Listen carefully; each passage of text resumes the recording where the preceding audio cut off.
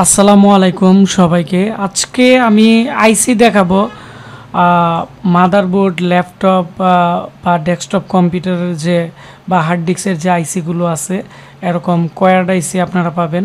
তো এই কোয়াড আইসিগুলো যদি আপনারা উঠায় লাগাইতে পারেন, আইও চিপ, কন্ট্রোলার চিপ, এই ধরনের আইসিগুলো অতি সহজে লাগাইতে পারবেন এবং খুলতে পারবেন।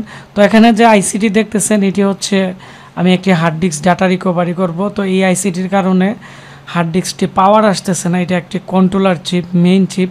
তো আইসি উঠানোর আগে সবসময় যে কাজ করতে হবে, আপনারা ভালো মানের ফ্লাক্স পেস্ট আগে সাইডে দিয়ে আপনারা হটগান, আমি যে আইসিটি এখন খুলতেছি এটির জন্য আমি টেম্পারেচার দিয়ে দিছি হটগানের 420 আর ইয়ার দিয়ে দিছি 32। তো আপনারা যে হটগান দিয়ে কাজ করবেন আগে দেখে নিতে হবে যে আপনাদের হটগানের ইয়ার বা টেম্পারেচার কি। আর এখানে কিন্তু আইসির পার্ট নাম্বার, সিরিজ এবং আইসি এটি কোন দেশের এটিও আছে। তারপরে কিন্তু অতি সহজে কিন্তু খুলে গেছে। তো আপনারা আইসির টেম্পারেচার এবং আপনারা যদি ভালো পেস্ট দিয়ে নেন তাহলে কিন্তু নিচের লেয়ারগুলো কিন্তু উঠবে না। যেমন আমি এখন আইসিটি এখন উঠাইলাম, নিচের লেয়ার কিন্তু উঠে নাই। তো মাঝখানে এই আইসির একটি গ্রাউন্ড আছে, আপনারা দেখতেছেন। তো আইসি উঠানোর পরে যে কাজ করতে হবে, আপনারা প্রথমত আইসির স্কোয়ার টাইপের আইসি যেগুলো থাকবে এগুলো কিন্তু সোল্ডার উইক দিয়ে কিন্তু এগুলোর যে রাং এখানে লাগানো আছে বা সোল্ডারগুলো লাগানো আছে পুরাতনগুলো, এগুলো উঠিয়ে নিতে হবে। আর এগুলো যদি আপনারা না উঠান, আমরা যদি পরবর্তীতে আরেকটি আইসি বসাই তাহলে কিন্তু এটি উঁচা নেচা থাকবে, একদিকে উঁচা থাকবে একদিকে নেচা থাকবে, তখন কাজ করতে তেমন একটি সুবিধা হবে না। তো আমি এখন দেখতে পাচ্ছেন যে এখানে ফ্লাক্স পেস্ট আমরা দিয়ে নিলাম। দেওয়ার পরে এখানে যে শোল্ডার উইক আছে আমাদের কাছে, এই শোল্ডার উইক দিয়ে কিন্তু আমরা এখন এটি পরিষ্কার করে নিচ্ছি। তো এটি পরিষ্কার করে নিতেছি এজন্যই যাতে করে এই আইসির সম্পূর্ণ টেম্পারেচার যাতে বা এই আইসির যে পিনগুলো আছে সবগুলো যাতে একই পরিমাণ থাকে। পাশাপাশি যেহেতু এটি একটি পুরাতন আইসি ছিল, এখন পুরাতন যে শোল্ডারগুলো ছিল এই শোল্ডারগুলো কিন্তু যদি থাকে, আমরা যদি এর উপরে যদি একটি আইসি বসিয়ে দিই তাহলে পুরাতন শোল্ডারের কারণে আমরা যে নতুন আইসিটি বসাবো এর কারণে কিন্তু এখানে আইসিটির যে কানেক্টরগুলো আছে বা লেয়ারগুলো আছে এগুলো কিন্তু কানেক্টেড এবং ডিসকানেক্টেড প্রবলেম করতে পারে, এতে করে হার্ড ডিস্কটি ভালো কাজ করবে না। তো আমরা এখন এইটি শোল্ডার উইক দিয়ে কমপ্লিট করে থিনার দিয়ে এখন কিন্তু একটি ব্রাশ দিয়ে কিন্তু পরিষ্কার করে নিচ্ছি। তো আপনারা চাইলে আপনারা তুলা দিয়ে আপনারা একটি টুইজার দিয়ে ভালোভাবে আরও পরিষ্কার করতে পারবেন। তো আমরা যেভাবে বর্তমানে কাজ করতেছি, আমাদের কাছে হাতে বা আশেপাশে যে ইকুইপমেন্টগুলো থাকে এগুলো দিয়ে কিন্তু কাজ করে ফেলি। যেহেতু আমাদের কাছে প্রচুর পেন্ডিং কাজ থাকে সেজন্য আমরা খুব দ্রুতই কাজ করে ফেলি। তো ভাবলাম আজকে আপনাদের সাথে আমরা যে আজকে কাজটি করতেছি এটি শেয়ার করব। তো এখানে দেখতেছেন প্রত্যেকটা লেয়ার পরিষ্কার করার পরে কিন্তু এরকম থাকতেছে। আর আমার কাছে পুরাতন একটি আইসি ছিল, সেম আইসি সেম সার্কিটের। আমরা পুরাতন হার্ড ডিস্কগুলো আমরা ফেলে দেই না, এগুলো রেখে দিই, কারণ কোন সময় কোন আইসি বা পার্টস লাগে এটি সঠিক বলা যায় না। আর এগুলোর পার্টস অ্যাভেলেবেল কিনতে পাওয়া যায় না, যদিও পাওয়া যায় এগুলো লাগাইলে কাজ করে না। কিন্তু পুরাতন সার্কিট থেকে খুলে যখন আমরা কাজ করি তখন এটি ভালোভাবে লাগে। তো এখন আমি মেকানিকের ফ্লাক্স পেস্ট দিয়ে নিলাম যার মধ্যে রাং রজন দেওয়া আছে।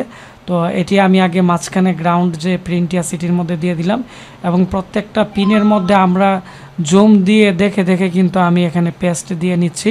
এগুলোর মধ্যে রাং কিন্তু লাগানো আছে, যার ফলে এটি আমরা সুন্দরভাবে যখন সোল্ডারিং আয়রন দিয়ে আমি এটি সোল্ডারিং করে নিব তখন খুব ভালোভাবে কাজ করবে। তো আপনারা দুইটা প্রসেসই কাজ করতে পারেন। একটা হচ্ছে ফ্লাক্স পেস্ট যেগুলোর মধ্যে রাং এবং রজন মিশানো থাকে, এটি দিয়ে আগে আপনারা সোল্ডারিং করে তারপরে লাগিয়েও কাজ করতে পারেন। আর আমি এটি করতেছি যেহেতু এর মধ্যে রাং লাগানো আছে, তো সেজন্য আমি এটি করে নিচ্ছি। আর এরকম আইসিগুলো আপনারা যখন কাজ করবেন আপনারা চারপাশে লক করে নেবেন, দুই পাশে লক করতে পারেন। চারপাশে চারটা পিন যদি এরকমভাবে আমার মতো লক করে নেন তাহলে আইসিটি লড়বে না। তারপরে আপনারা এরকমভাবে সোল্ডার করে এরকমভাবে আপনারা সোল্ডারিং করে নেবেন। আমি এখন একটা একটা করে পিন সোল্ডারিং করে নিচ্ছি। তো আপনারা যদি এরকম 4 কোণার মধ্যে আপনারা লক করে না আনেন আইসি, তাহলে কিন্তু আইসি নাড়াচাড়া করবে। আর আমি যে পেস্ট দিছি, এই পেস্টের কারণে কিন্তু একটা পিন কিন্তু আরেকটা পিনের সাথে শর্ট হবে না। তো এই ধরনের যারা আপনারা ভালোভাবে সোল্ডারিং করতে চাচ্ছেন, আপনারা যে কাজ করবেন, এখানে আপনারা T12 সোল্ডারিং আয়রন আছে, T20 সোল্ডারিং আয়রন আছে। তো আমাদের কাছে 2টা সোল্ডারিং আয়রনই আছে। তো আমি এখন যে সোল্ডারিং আয়রনটি দিয়ে আমি এখানে সোল্ডারিং করতেছি, এর যে টেম্পারেচার আছে এটি হচ্ছে 375 আমি দিয়ে নিছি। আপনারা চাইলে আরেকটু হালকা কমও নিতে পারেন, যেহেতু আমরা কাজটি দ্রুত করতেছি সেজন্য আমি এর টেম্পারেচার হালকা একটু বাড়িয়ে নিলাম। আর তো আইসি অনুযায়ী আপনারা টেম্পারেচার কন্ট্রোল করবেন। আবার আপনারা টেম্পারেচার যদি সোল্ডারিং আয়রনের মেনটেন না করতে পারেন, তাহলে আপনারা যখন এখানে সোল্ডারিং করবেন তখন কিন্তু এগুলো ভালো কাজ করবে না। এখন আমি থিনার দিয়ে নিচ্ছি, থিনার দিয়ে কিন্তু আমি পরিষ্কার করে নিচ্ছি। আর আমাদের আইসিটি এখন হয়ে গেছে, মানে লাগানো হয়ে গেছে। এখন আমি আপনাদের জুম করে দেখাবো যে একটা পিনের সাথে শর্ট হয়েছে কিনা।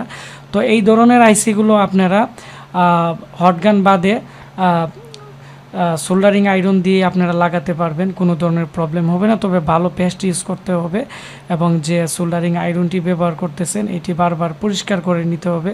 এর মধ্যে ময়লা থাকলে আপনারা এরকম ভালো সোল্ডারিং করতে পারবেন না।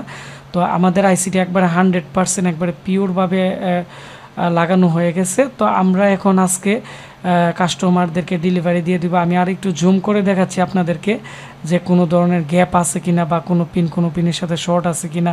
বা অনেকেই বলতে পারেন, আশিক ভাই আপনি এত দ্রুত লাগাই ফেলছেন, পিনগুলো ভালোভাবে লাগছে কিনা।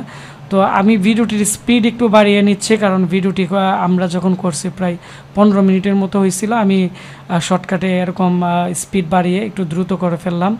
তো এরকম ভিডিও পেতে আমাদের চ্যানেলটি সাবস্ক্রাইব করবেন। আর এরকম নতুন নতুন ভিডিও আমি প্রতিনিয়ত আমাদের চ্যানেলে দিব। ধন্যবাদ সবাইকে। আসসালামু আলাইকুম।